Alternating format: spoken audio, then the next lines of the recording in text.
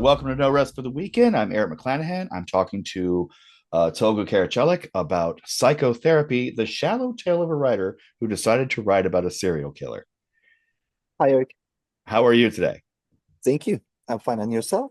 I'm well, thank you. Before we get into it, I wanted to ask how you're doing personally. I know that there is a lot of turmoil in Turkey right It is. now. And how are you? It's crazy. I am pissed, sometimes feeling strange about this kind of like interviews that I'm having of this film because things are going on and we're being gassed over there. We're out in the streets all the time and people are being put in jail because of just expressing their ideas on social media or something like that. Like there are 300 students right now in prison back in Turkey, and they will be there because it's Bayram, it's a holiday, and they are just being detained all these 9 days, which pisses me off. It's hard, but I think good days will come. I'm sure good days will come. I like to hear the optimism. Yeah. Um, and we can talk about light, fun things like serial killers instead. Uh, Yes, that's let's my sense of humor. uh, let's talk about that title. What I noticed is interesting about the title is it's the shallow tale of a writer who decided to write about a serial killer, not the tale of a shallow writer.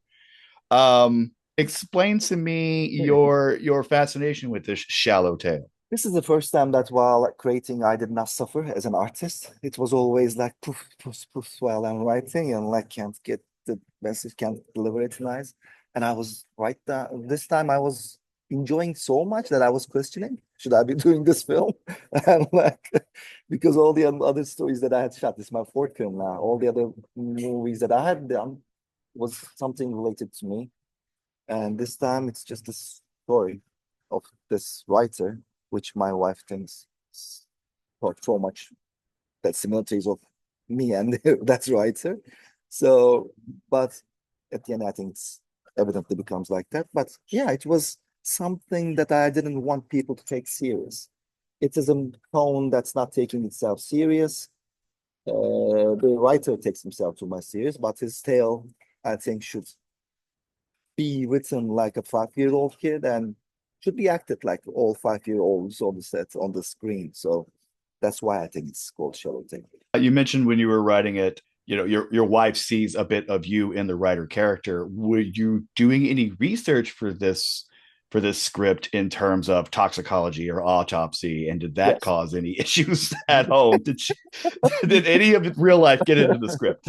No, thank God it did not create, but I did some research about the medical examiners and stuff like that also. So I just realized in New York Times that's the most used name, that guy's name, for example.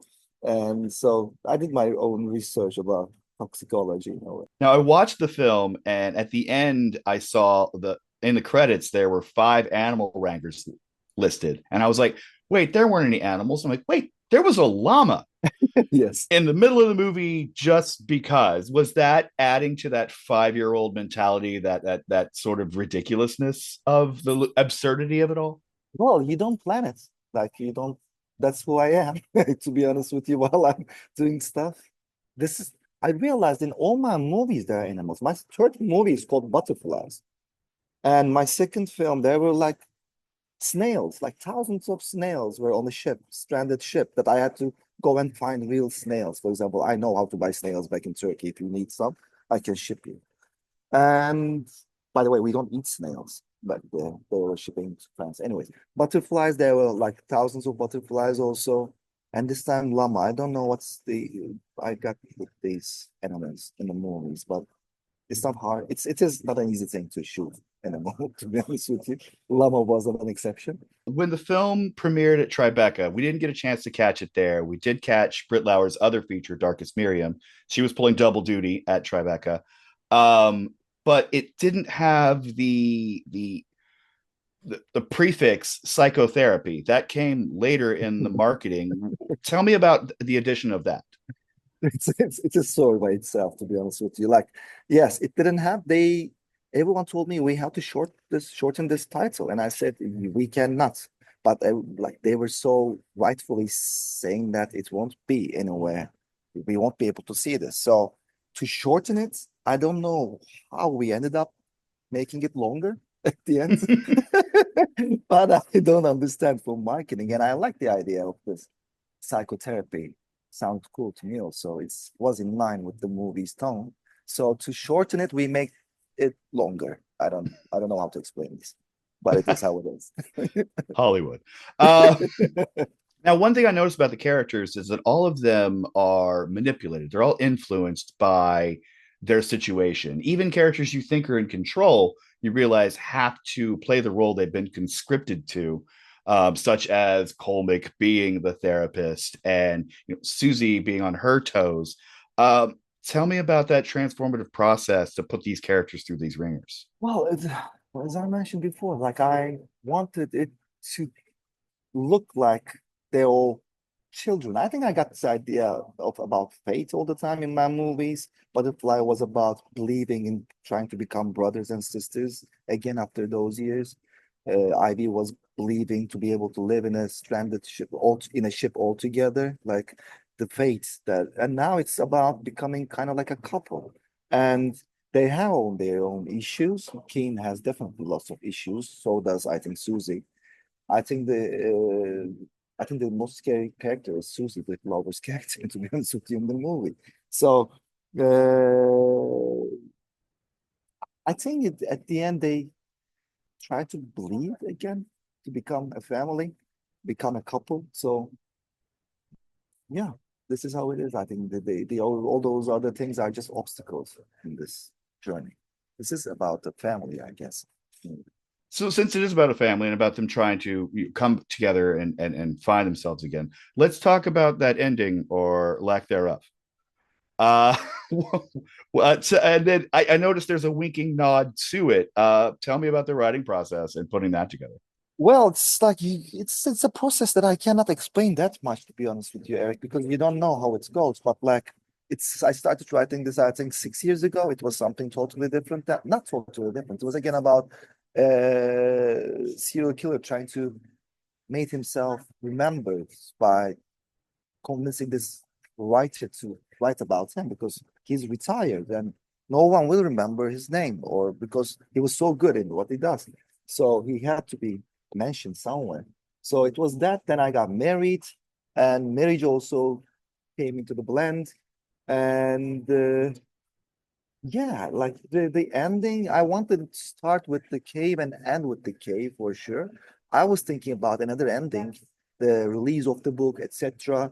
And then they are happily together with Susie and Kane, like just after the ceremony show. We also shot that too, but like I didn't want it to have this kind of like the American movie ending and the guy gets the girl and he succeeds in this. I didn't buy that. So we I came up with this ending to be honest. Like leave it over there. So I think it's more appropriate. I think we have time for maybe one more question. I wanted to ask you about the song "Yes Sir, I Can Boogie" by Bakara. That was Colmick's like mood song, and it's so totally different from who he is as a character. Tell me, and I know when you film like that, there's typically not that sound in the car. So tell me about putting that in the film and working with John and Steve in that scene. First, it was Felicita. Do you remember that song? Felicita? Na, na, na, na, na, na, na, na, na, na, Felicita. No one remembers it in this country. But like in Europe, I think it was big. It's like kind of like I always had this smooth 80s happy feeling song for Colmick. Because we don't know where Colmick is from. Even the name of sounds strange.